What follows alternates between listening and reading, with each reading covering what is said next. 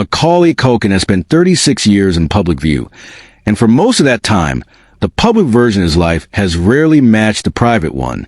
He was the boy who saved Christmas on screen and carried a family's finances on his shoulders off it. He was declared dead by tabloids more than once while he was very much alive. And in January 2026, he lost one of the only adults from his childhood who had ever made fame feel safe. This is the real story, not the tabloid version, of how Macaulay Culkin got here, and why moving on has never been simple for him. Macaulay Carson Culkin was born on August 26, 1980, in New York City, the third of 7 children in a family that didn't have much room or much money. The Culkins lived in a cramped Upper East Side apartment, and according to accounts he's given in later interviews, the household's finances were often precarious. His mother, Patricia Brentup, worked ordinary jobs. His father, Christopher Kit Culkin, was a former stage actor whose own career had stalled, and who, by Macaulay's account, redirected his ambitions onto his children. Macaulay began training at the School of American Ballet and appearing in off-Broadway productions while still a small child. By the time Home Alone made him famous, he was already a working actor with years of stage experience behind him. He'd also already appeared in small television roles, including a 1988 episode of The Equalizer, and in commercials, the ordinary groundwork of a child actor's career. What made his story different from many other child stars wasn't just the scale of his fame. It was how tightly his income became tied to his family's stability. As his paychecks grew through the early 1990s, so did his family's dependence on them. That dynamic would eventually explode into a court battle. But it started quietly, in a household where a child's success determined whether bills got paid. Everything changed in November 1990. Home Alone, directed by Chris Columbus from a script John Hughes reportedly wrote with Culkin's comic timing in mind after watching him in Uncle Buck, became a phenomenon. It held the top box office spot for weeks and eventually grossed several $100 million worldwide. Culkin, at 10 years old, became one of the most recognizable children on the planet. The years that followed were a blur of work. Between 1991 and 1994, he starred in My Girl, Home Alone 2, Lost in New York, The Good Son, The Nutcracker, Getting Even with Dad, and Richie Rich, a workload that would exhaust an adult, let alone a child still years from adolescence. His salary climbed into the millions per picture, and by the mid-1990s, he was reportedly among the highest-paid child actors in Hollywood history. But the money didn't bring stability. According to Culkin's own later accounts, his father managed his career with an increasingly heavy hand, and the family's growing reliance on his earnings turned every project into something closer to an obligation than a choice. In 1995, around age 15, Culkin petitioned a New York court to remove both of his parents from control of his finances.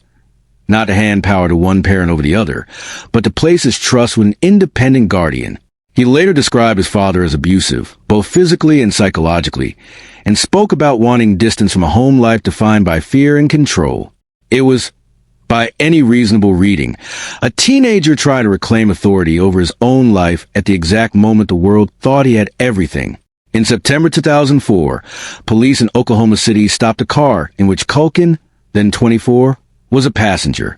A search turned up marijuana and prescription pills for which he reportedly had no documentation, and he was arrested on misdemeanor drug charges.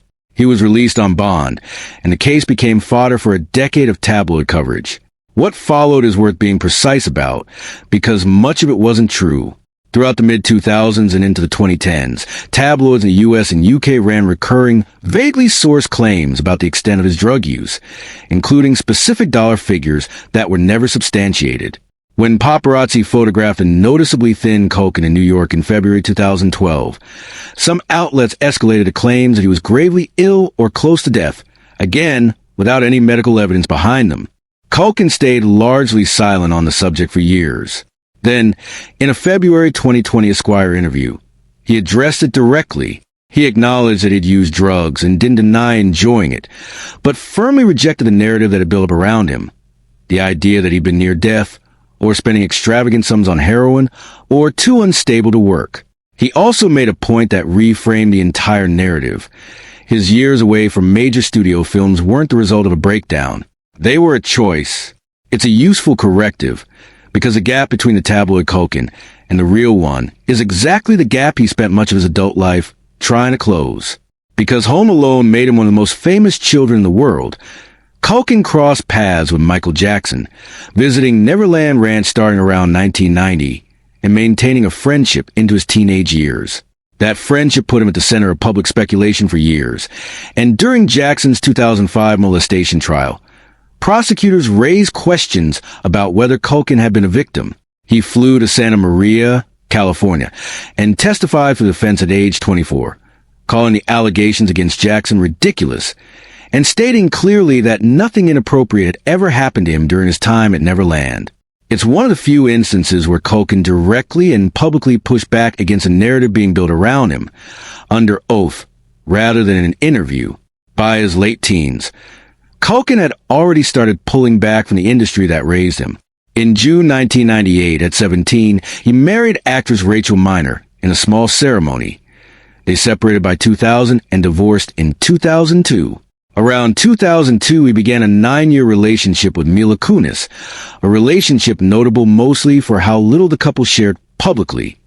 No red carpets together, minimal commentary in interviews. Kunis later said they'd made a rule that their home would never become a press conference. When the relationship ended in 2011, old rumors about his health and habits resurfaced, largely detached from anything actually happening in his life at the time.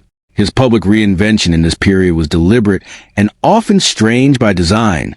In 2012, he formed Pizza Underground, a comedy band that turned Velvet Underground songs into jokes about pizza. It played small venues for a few years before quietly ending. He also appeared in low-budget, self-aware projects like musician Adam Green's iPhone Shot the Wrong Ferrari, 2011, and Adam Green's Aladdin, 2016. None of these were designed to relaunch a conventional career. They read, in retrospect, as someone refusing to let other people define what his second act would look like. That instinct carried into his more mainstream return. In 2003, he starred in Party Monster as real-life nightclub figure Michael Alec, a deliberate break from his family-friendly image. In 2004, he appeared in the comedy Saved. He later reunited with Seth Green, who'd cast him repeatedly on Robot Chicken, in the 2019 film Changeland. And in 2021, he took on one of his most unflinching roles yet, playing Mickey in American Horror Story. Double feature, a part built around addiction and desperation, offering no nostalgia for viewers expecting Kevin McCallister. In 2018, after an online poll, he legally added his own name to itself, becoming officially Macaulay Culkin, a joke that doubled as a statement. If anyone was going to define his public persona, it would be him. In 2017, while filming Changeland in Thailand, Culkin met actress Brenda Song. The relationship marked a visibly steadier period in his life. Their first son, Dakota Song Culkin, was born in April 2021, named after Culkin's sister Dakota, who died in December 2008 after being struck by a car in Los Angeles. Their second son arrived in late 2022. Culkin has spoken about being intentional as a father, saying he wants to give his children the kind of home he didn't have, and that he's been estranged from his own father for decades. He's described making a point of telling his sons he's proud of them, a word, he said, he rarely heard growing up. Among everyone Culkin worked with as a child, one relationship has stood out consistently in how he talks about his early fame. His bond with Catherine O'Hara, who played his mother, Kate McCallister, in Home Alone and its 1992 sequel. People who worked on those sets have recalled O'Hara looking out for him between takes, running lines, making sure he ate and rested, at a time when his home life, by his own account, offered little of that kind of care. Over the years, Culkin repeatedly credited O'Hara as one of the few adults from that period who made fame feel less frightening. That bond became visible again in 2023, when Culkin received a star on the Hollywood Walk of Fame. O'Hara spoke at the ceremony, reflecting on what it meant for a 10-year-old to survive that level of fame, and crediting his sense of humor as the thing that got him through it. She closed by calling herself his fake mom and telling him she was proud of him. It was a warm, funny, and clearly genuine moment between two people whose professional relationship had turned into something more personal. On January 30th, 2026. Catherine O'Hara died at her Los Angeles home at 71, following a pulmonary embolism, with rectal cancer listed as a contributing factor. Tributes came in quickly from across Hollywood, directors, comedians, longtime collaborators, but much of the coverage centered on Culkin, because for a generation of moviegoers, she had always been Kevin's mom. Culkin posted a tribute on Instagram that read, in part, that he thought they had time, that he'd wanted more, that he'd had more he wanted to say to her. It was brief, unguarded, and notably different in tone from most of his carefully managed public statements over the years. Months later, in an interview with Gentleman's Journal published in May 2026, Culkin returned to the subject and said her death hit me pretty good, explaining that he felt there had been unfinished business between them, that he felt he owed her something and didn't like the idea of leaving that unresolved. It's a small but telling detail. Even in grief, he described the relationship in terms of an obligation he wanted to make right, which fits a man who has spent much of his adult life trying to settle accounts with his own past. The title of this story promises a heartbreak and a moment of moving on, and it's worth being honest about what that actually means here. Culkin isn't a man in crisis. He's not vanishing from public life or retreating from his family. What changed in early 2026 was narrower and, in some ways, more universal. He lost someone who had represented safety during the hardest, strangest years of his life, before he'd had the chance to fully say what he wanted to say to her. That's not a scandal. It's not a collapse. It's grief, the ordinary, difficult kind that comes for everyone eventually, even people whose lives have played out on movie screens since childhood.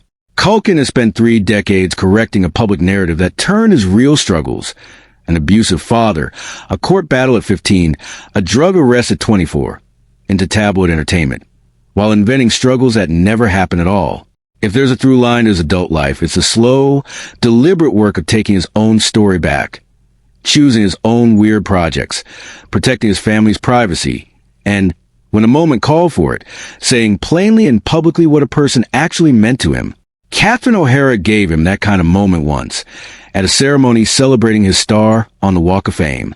In January 2026, he tried to return the gesture, a little late by his own admission, but sincerely. That's not a story about a man breaking down. It's a story about a man still learning, at 45, how to say the things he didn't get to say in time.